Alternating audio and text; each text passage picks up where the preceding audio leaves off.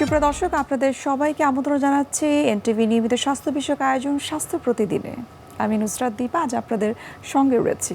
দর্শক, আপনারা তো নিশ্চয়ই সবাই জানেন যে স্বাস্থ্য প্রতিদিন অনুষ্ঠানে আমরা সবসময় কিন্তু চেষ্টা করে থাকি গুরুত্বপূর্ণ কিছু বিষয় নিয়ে আলোচনা করার জন্য। আমাদের আজকের আলোচনার বিষয় হচ্ছে হৃদরোগের ঝুঁকি। আর এই গুরুত্বপূর্ণ বিষয়টি নিয়ে আলোচনা করার জন্য আজ আমাদের সঙ্গে স্টুডিওতে উপস্থিত রয়েছেন একজন কার্ডিওলজিস্ট। স্যার, আপনাকে স্বাগত আমাদের আজকের অনুষ্ঠানে। ধন্যবাদ। আর কিছুদিন পরেই পবিত্র ঈদুল আজহা। একটু আপনার কাছে জানতে চাইবো যে সাধারণত দেখা যায় যে আমরা অনেকেই কিন্তু ঈদের ছুটিতে বাড়িতে চলে যাই, অথবা অনেকেই কিন্তু ঢাকায় আমরা ঈদ করছি। এই সময়টাতে যাদের আগে থেকে হৃদরোগ সংক্রান্ত কোনো জটিলতা ছিল, তাদের জন্য আসলে ঝুঁকি কী থাকতে পারে? হৃদরোগীদের ক্ষেত্রে ঈদুল আজহাতে কয়েকটা জিনিস আমাদের খেয়াল করতে হয়। যেমন হচ্ছে এই সময়টাতে অনেকে ছুটিতে যান, যেটা আপনি বললেন, ঢাকার বাইরে। তার মানে আপনি যেই চিকিৎসক অথবা চিকিৎসা কেন্দ্রে আপনি নিয়মিত যান, সেটা থেকে একটু দূরে সরে যান, এটা একটা ঝুঁকি থাকে। আরেকটা ঝুঁকি হচ্ছে আমাদের খাদ্যাভ্যাসের ঝুঁকি। মানে আমরা যেই ইউজুয়াল সময়ে, স্বাভাবিক সময়ে যে খাবার দাবার করি, ঈদের সময় এই খাবার দাবারগুলা একটু অন্যরকম হয়ে যায়। আমরা একটু মাংস খাওয়ার চেষ্টা করি, অন্যান্য খাওয়ার চেষ্টা করি, একটু খাওয়ার পরিমাণ বেড়ে যায়। এই দুইটা কারণে আমাদের হৃদরোগের বিভিন্ন রকম জটিলতা হতে পারে। এই দুইটা জিনিস নিয়ে আমাদেরকে উদ্বিগ্ন হওয়ার বিষয়, এবং আমাদেরকে সতর্ক হতে হবে এই দুইটা বিষয়ে। সেই সতর্কতা আসলে কিভাবে তারা পালন করতে পারে? প্রথমটাই বলি, যেটা খাদ্যাভ্যাস নিয়ে, যেটা আমরা অনেক সময় করি যে ঈদের সময় আমরা একটু খাওয়ার পরিমাণ বাড়িয়ে দিই, অন্য সময় যদিও মাংস কম খাই বা এটা করি। তো এই ক্ষেত্রে দুইটা জিনিস রোগীরা সাধারণত জিজ্ঞেস করেন, আমি কি আদৌ খেতে পারবো, বা আমার কি আদৌ খাওয়া ঠিক হবে? তো সেক্ষেত্রে জবাব হচ্ছে যে আপনি খেতে পারবেন, অবশ্যই খেতে পারবেন, মাংস খেতে পারবেন। হৃদরোগের সাথে মাংস খাওয়াতে কোনো বাধা নেই, কিন্তু খাওয়ার পরিমাণটা পরিমিত পরিমাণ করতে হবে, অল্প পরিমাণ করতে হবে, স্বল্প পরিমাণ করতে হবে। এটা একটা জিনিস। অতিরিক্ত পরিমাণ খাবেন না। তাহলে সেটা কিভাবে খাবেন? অনেকে আছে যে ঈদের সময় দেখা যায় দিনে 3 বার 4 বার শুধু মাংসই খাচ্ছেন, টানা কয়েকদিন ধরে খাচ্ছেন, অন্য খাবারগুলো বন্ধ করে দিয়ে। তাহলে এইটা আপনাকে সতর্ক হতে হবে যে দিনে আপনি 1 বার বা 2 বার মাংস খেলেন, অল্প পরিমাণ খেলেন, এবং অন্য সময় বাকি খাবারগুলো খেলেন। আপনি স্বাভাবিক যেটা খান, যেমন মাছ খেতে পারেন, সবজি খেতে পারেন, ফল খেতে পারেন, আপনি অন্য সময় যা খান তা খান। আরেকটা হয়, অনেক সময় আপনি রান্না করছেন কিভাবে, কিছু কিছু রান্নার ক্ষেত্রে দেখবেন অতিরিক্ত ঝাল, মশলা, বিশেষ করে লবণ দিয়ে দেন। এই খাবারগুলো যখনই খাবেন, বিশেষ করে যাদের হাইপারটেনশন থাকে, হার্ট ফেলিউর থাকে, তাদের ক্ষেত্রে এই লবণাক্ত খাবারগুলো খেলে তার হাইপারটেনশন বেশি হয়ে যেতে পারে, ব্লাড প্রেশার বেশি হয়ে যেতে পারে, হার্ট ফেলিউরটা বেশি হতে পারে। এই জিনিসগুলো খেয়াল করতে হবে। অনেক সময় আমরা বেশ ঘোরাঘুরি করি ঈদের সময়, এটাও একটা জরুরি জিনিস যে আপনি খাওয়া দাওয়ার পরে আপনার ফিজিক্যাল এক্সারশন কতটা হবে সেটাও খেয়াল রাখতে হবে, যে আপনি বেশি এক্সারশন করতে গিয়ে, বেশি পরিশ্রম করতে গিয়ে আপনার যেন কোনো উপসর্গ দেখা না দেয়, আপনার রোগটা যেন খারাপের দিকে না যায়। যাদের হৃদরোগ সংক্রান্ত এই ঝুঁকিগুলো রয়েছে বা হাইপারটেনশন রয়েছে, ঈদের এই সময়টাতে যদি কোনো কারণে তাদের কোনো অস্বস্তি হয়, যেমন বুক ব্যথা হয় বা হৃদরোগের যে ঝুঁকিগুলো থাকে সাধারণত, ওরকম কোনো উপসর্গ থাকলে ওই মুহূর্তে তাদের আসলে কি করা উচিত? সব হৃদরোগীরই জেনে রাখা উচিত যে উনার কখন হাসপাতালে যেতে হবে। আচ্ছা, এটা একটা জরুরি জিনিস। আমরা যেটাকে আমরা অনেকটা রেড ফ্ল্যাগ সাইন বলি। তার মানে এই সাইনগুলো হলে, এই সিমটমগুলো হলে আপনি হাসপাতালে যাবেন। যেমন যদি কারো বুকে ব্যথা হয়, কারো যদি শ্বাসকষ্ট হয়, অতিরিক্ত কাশি হয়, শরীর ফুলে যায় বা শরীর ওজন বেড়ে যাচ্ছে, খুব বুক ধড়ফড় করতেছে, অথবা কারো যদি এমন হয় যে আগে উনি বেশ হাঁটাচলা করতে পারতেছেন, এখন একটু হাঁটলেই ব্যথা হচ্ছে, শ্বাসকষ্ট হচ্ছে, অনেক হঠাৎ করে অজ্ঞান হয়ে যান। এই লক্ষণগুলো যদি কোনো হৃদরোগের থাকে, সেটা যে কোনো সময়ই হোক, আপনাকে তাৎক্ষণিকভাবে একটা হাসপাতালে যেতে হবে এবং হৃদরোগের জন্য কোনো জটিলতা হয়েছে কিনা সেটার পরামর্শ নিতে হবে। অনেকে মনে করেন যে আমি গ্রামের বাড়িতে এসেছি, আমি তো দেখাই ঢাকার একটা হাসপাতালে, আমি ঢাকায় গিয়ে আবার দেখাবো। এইটা কিন্তু আপনার মৃত্যু ঝুঁকি বাড়িয়ে দিতে পারে। তা না করে যদি আপনি আপনার নিকটস্থ একটা হাসপাতালে যান, তাহলে কিন্তু ওই ডাক্তার সাহেব বলে দিতে পারে আপনার ইমার্জেন্সি হয়েছে কিনা, আপনাকে এই মুহূর্তে কোনো চিকিৎসা নিতে হবে। আর আপনি যদি 3 দিন পরে আশা করে বসে থাকেন, এর মধ্যে আপনার স্বাস্থ্য হানি হতে পারে, মৃত্যু ঝুঁকি হতে পারে। হৃদরোগী নয়, সাধারণ একজন মানুষই কিন্তু তার হয়তো কোনো কারণে চেস্ট পেন শুরু হলো, তাদের ক্ষেত্রে আপনার পরামর্শ কি? সেক্ষেত্রেও কিন্তু আমরা অনেক সময় মনে করি যে এখন তো ছুটি চলতেছে, অথবা আমি হাসপাতালে গেলে কাউকে পাবো না, এই ধরনের একটা আমাদের মধ্যে অনুভূতি কাজ করে। কিন্তু আমার পরামর্শ হচ্ছে আপনাদের কাছে যে এরকম কোনো সিমটম হলে অবশ্যই আপনি ডাক্তারের কাছে যাবেন। ডাক্তার সাহেবকে ঠিক করতে দেন যেটা আপনার গ্যাস্ট্রিকের সমস্যা না হার্টের সমস্যা। আপনি নিজে নিজে ঠিক করতে গেলে আপনি ভুল করতে পারেন। তার মানে হার্টের সমস্যাকে গ্যাস্ট্রিকের সমস্যা চিন্তা করতে পারেন, গ্যাস্ট্রিকের সমস্যাকে হার্টের সমস্যা চিন্তা করতে পারেন। তাইলে এই ক্ষেত্রে যে কোনো একজন বিশেষজ্ঞ লোকের কাছে, একজন এমবিবিএস ডাক্তার, যে কোনো বিশেষজ্ঞ ডাক্তারের কাছে যান, গেলে উনি আপনাকে দেখে বলে দেবেন। এটা বলে রাখা উচিত যে দেশের প্রত্যেকটা হাসপাতালেই এই ছুটিকালীন সময়েও জরুরি অবস্থার চিকিৎসার জন্য সেবা চালু থাকে এবং ডাক্তাররা থাকেন, কার্যরত থাকেন, অন কলে থাকেন। অতএব চিকিৎসা সেবা পাওয়া যাবে না এরকম ধারণা করা উচিত না। আরেকটা সমস্যা হয় যারা ট্রাভেল করেন, হয়তো ঢাকা থেকে বা কোনো একটা শহর থেকে গ্রামে গিয়েছেন, যাওয়ার সময় ওষুধগুলো ঠিকমতো নিয়ে যান না।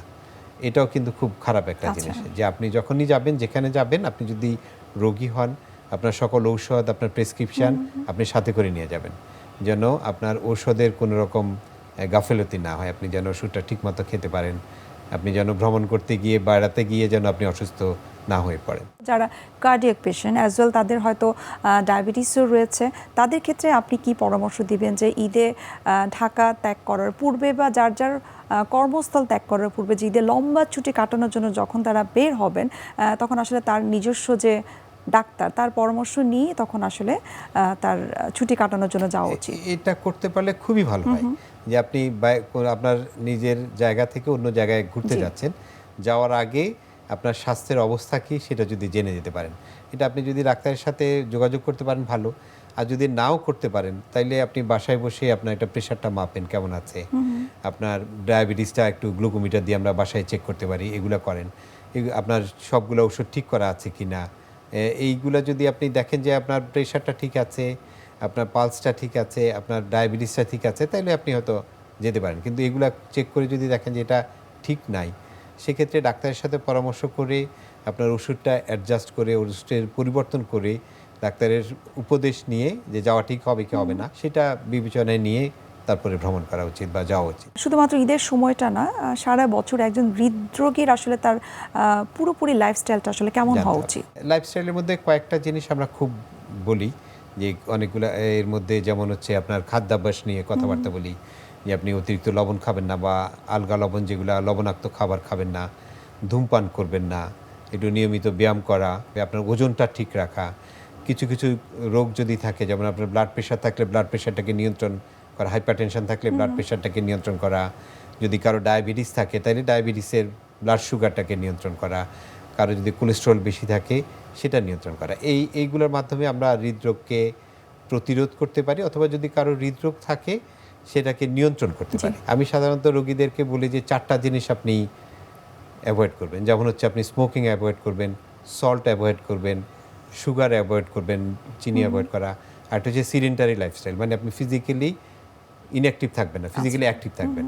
আর 4টা নাম্বার সবসময় খেয়াল রাখবেন, আপনার ওজন কত, আপনার ব্লাড প্রেশার কত, আপনার রক্তের সুগারের মাত্রা কত, আর আপনার কোলেস্ট্রল কত। এই 4টা জিনিস যদি আপনি অ্যাভয়েড করেন, 4টা নাম্বার যদি মনে রাখতে পারেন, তাহলে আপনার হৃদরোগ নিয়ন্ত্রণ করা, হৃদরোগ প্রতিরোধ করা খুবই সহজ হয়ে যায়। অনেক ক্ষেত্রে কিন্তু আমরা দেখেছি যে অনেকে জানেই না যে তার হৃদরোগ সংক্রান্ত কোনো জটিলতা আছে বা হাইপার টেনশন আছে।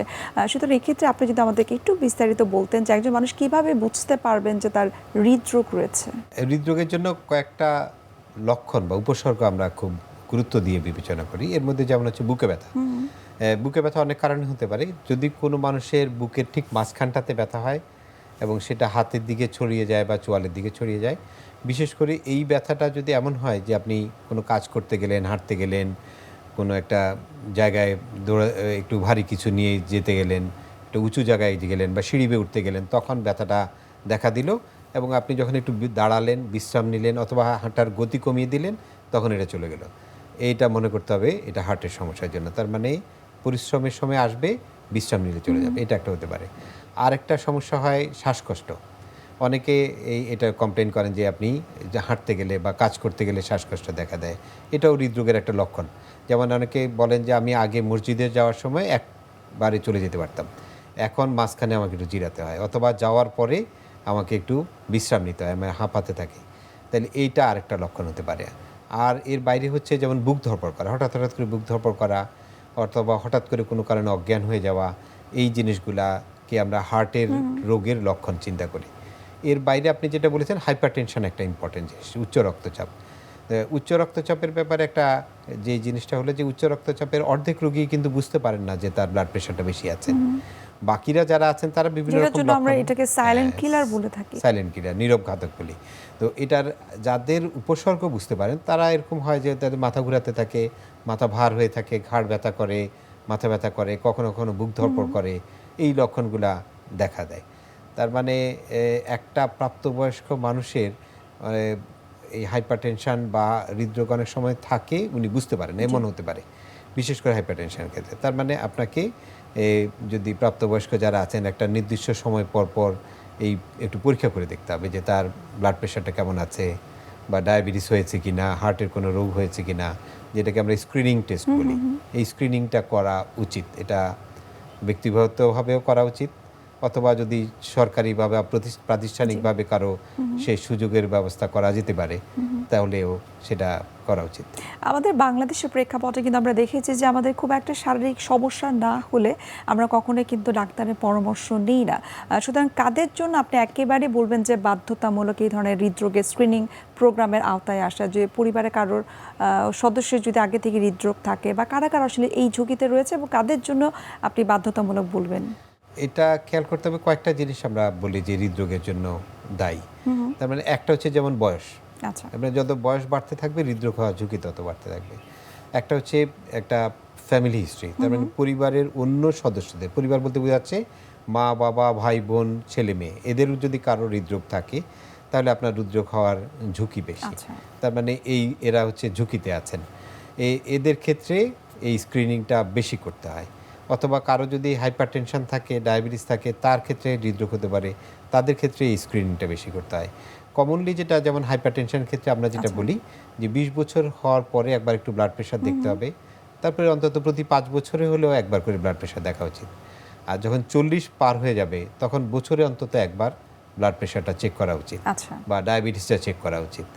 এবং 40 পার হলে ইভেন এই কোলেস্ট্রলটাও চেক করা উচিত, অন্তত বছরে না হলেও 5 বছর পর পর একবার করে কোলেস্ট্রল চেক করা উচিত যে এই সমস্যাগুলো আছে কিনা। আর কোন কোন বিষয় বা কারা ঝুঁকিতে রয়েছে সেই বিষয়টায় আরো বিস্তারিত জানবো। তবে এই পর্যায়ে দেখে নিচ্ছে আমাদের স্বাস্থ্য প্রতিদিনের নিয়মিত আয়োজন কি খাবেন কেন খাবেন এই সেগমেন্টটি।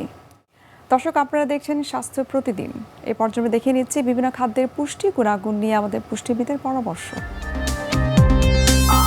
একজন হৃদরোগীর খাবার ঠিক কেমন হওয়া উচিত এবং কি কি খাবার আপনাকে বর্জন করতে হবে।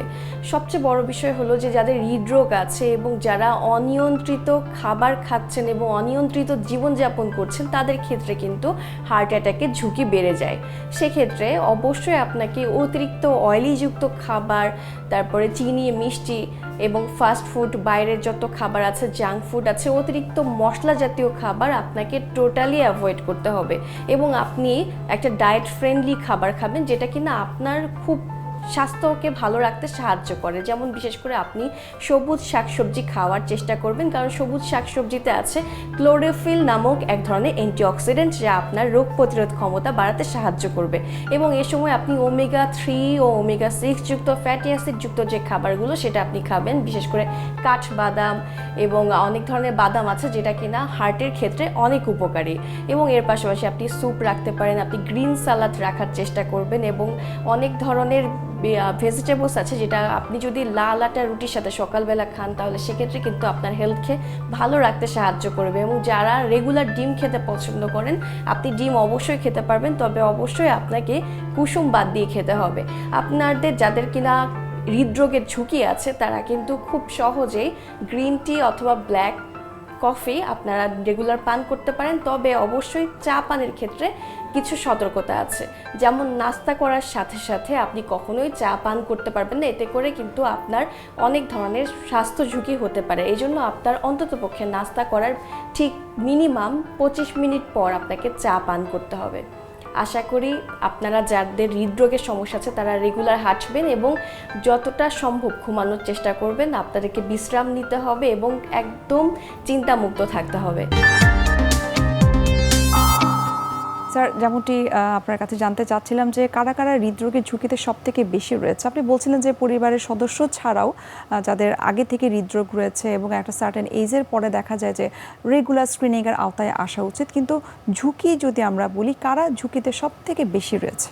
একটা তো বললাম যে ফ্যামিলি হিস্ট্রি বা পরিবারের জিনিস, এর বাইরে হচ্ছে যারা ধূমপান করেন যাদের ব্লাড প্রেশার বেশি থাকে, যাদের ডায়াবেটিস থাকে, অথবা রক্তে চর্বির পরিমাণ মানে কোলেস্ট্রলের মাত্রাটা বেশি থাকে, এদের ক্ষেত্রে থাকে। যারা একটু স্থূলকায় মানে ওজনটা বেশি থাকে, এটা শরীরে চর্বির পরিমাণ বেশি, অনেকে দেখবেন যে লিভারের চর্বির কথা বলে, যে ফ্যাটি লিভার থাকে, পেটের মধ্যে চর্বির পরিমাণটা অনেক বেশি থাকে, মানে সারা শরীরের হাত পাগুলা বেশ চিকন চিকন কিন্তু পেটটা বড় হয়ে গেছে, অ্যাবডোমিনাল ওবেসিটি যেটা আমরা সেন্ট্রাল ওবেসিটি বলি এদের ক্ষেত্রে। এছাড়া কিছুটা যারা একটু এনভায়রনমেন্টাল পলিউশনের মধ্যে থাকেন তাদেরও হয় এরকম, যেমন যেই এরিয়াতে যত বেশি এনভায়রনমেন্টাল পলিউশন থাকে তাদের ক্ষেত্রে হৃদরোগের ঝুঁকি বেশি। এটাও একটা নতুন কনসেপ্ট, আমরা এখন গুরুত্ব দিয়ে দেখার চেষ্টা করি যে এনভায়রনমেন্টাল পলিউশনটাও এই হৃদরোগের ঝুঁকি তৈরি করতে পারে।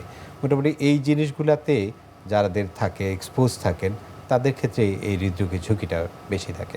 আমরা অনুষ্ঠান একেবারে শেষ পর্যায়ে, আপনাকে অসংখ্য ধন্যবাদ কিছু মূল্যবান তথ্য আমাদেরকে দেবার জন্য। বিশেষ করে যেহেতু কিছুদিন পরেই ঈদ, হৃদরোগীদের বিশেষ করে কোন কোন বিষয়গুলো সঠিকভাবে মেনে চলতে পারলে তারা ঈদে সুস্থ থেকেও আসলে ঈদ উদযাপন করতে পারবেন। অসংখ্য ধন্যবাদ আবার, এবং সেই সাথে শুভকামনা এনটিভির পক্ষ থেকে। ধন্যবাদ আপনাকে। সুপ্রিয় দর্শক, এতক্ষণ আপনারা দেখছিলেন এনটিভি নিয়মিত স্বাস্থ্য বিষয়ক আয়োজন স্বাস্থ্য প্রতিদিন। এ পর্যায়ে আমরা দেখে নিচ্ছি আমাদের আগামী পর্বে কি থাকছে। ঈদের আগের সময়, ঈদের সময় এবং ঈদের পরবর্তী সময়, আমি 3 ভাগে যদি ভাগ করি। ঈদের আগের সময়ে যে আমাদের কুরবানির মাঠের একটা ব্যস্ততা আছে, সবাই কুরবানির মাঠে যেতে চান। হ্যাঁ, কুরবানির মাঠে গেলে সতর্ক থাকতে হবে যেন ওখানে পশুর দ্বারা কোনোভাবে আক্রান্ত না হন। ওখানে অনেক ময়লা আবর্জনা থাকে, সেই ময়লা আবর্জনা থেকে যেন কোনো অসুখ বিসুখ না হয়, এবং সুন্দর মতে যেন কুরবানি কিনে নিয়ে বাসায় পৌঁছানো যায়। বিশ্বের যে কোনো প্রান্ত থেকে যে কোনো সময় এনটিভি জনপ্রিয় অনুষ্ঠান স্বাস্থ্য প্রতিদিন দেখতে আপনারা ভিজিট করতে পারেন আমাদের পূর্ণাঙ্গ পোর্টাল www.ntvbd.com এ। এছাড়াও এনটিভির বিভিন্ন ধরনের জনপ্রিয় অনুষ্ঠান এবং নিউজ আপডেট পেতে আপনারা ভিজিট করতে পারেন আমাদের ইউটিউব চ্যানেল এবং ভেরিফাইড ফেসবুক পেজে। দর্শক, আজ এখানে শেষ করছি, দেখা হবে আবারও আপনাদের সঙ্গে। সে পর্যন্ত আপনারা সবাই ভালো থাকুন, সুস্থ থাকুন। আল্লাহ হাফিজ।